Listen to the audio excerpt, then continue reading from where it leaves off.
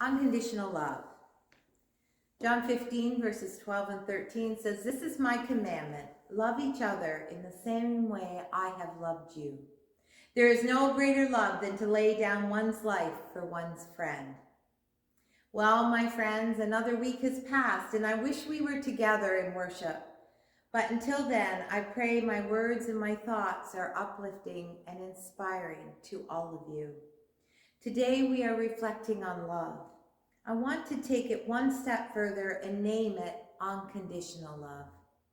Regardless of who we are or what we've done, Jesus loves us. He died for us while we were still sinners. There is nothing we can do or not do to make him love us more or less. Jesus loves because it's his nature to love. God is love.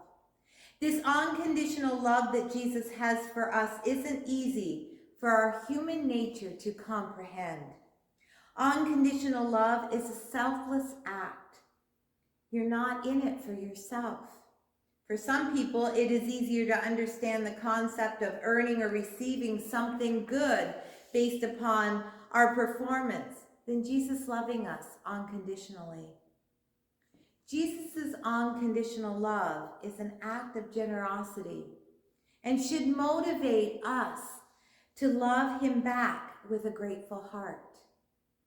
Unconditional love is caring about someone without limitations, loving without conditions, and doing something to make someone happy without any thought of what we might get ourselves. This type of love is rare. It's uncommon to receive kindness without strings attached. This kind of love is what we as Christians are to have. But what does it look like to live out that kind of love? If we were called to this way of love, does it mean that we have to allow other Christians, people, to walk all over us? Does it mean we have to bend to every whim and fancy of our brothers and sisters and spend our lives to please people? The answer is, of course. No, it's not. That's not the answer. The answer is, when mirroring the love of Christ, it will not be as simple as just pleasing people. After all, that's something we can pull off, at least to some degree. But to live in obedience to God's will, which is always best for everyone, is different. It is a new way to love, and it's complicated. It's putting our own needs and pride behind us and doing what's best for someone else. It requires staying close to someone, not judging or punishing them, but loving without conditions. This type of love has the power to heal wounds, bring people closer together, and create relationships beyond our capacity to imagine. When we love this way, it gives us a certain amount of power we must not take for granted. It means that we are obligated to tell people the truth with gentle, kind communication, without judgment, and staying by them to see them to the better side of their difficulties. As Christians, we have a responsibility to express our love into the lives of others.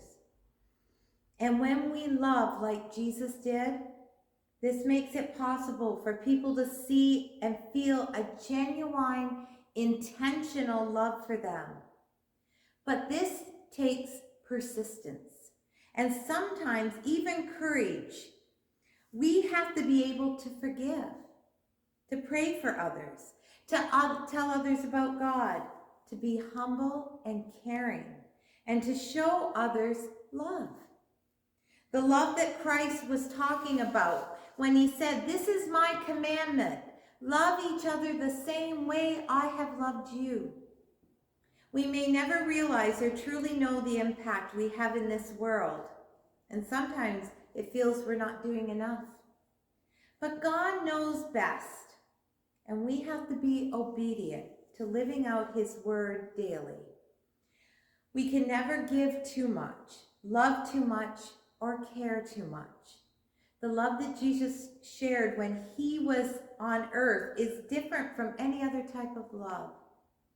It was a new way to love, and it is only possible through the power of God in our lives.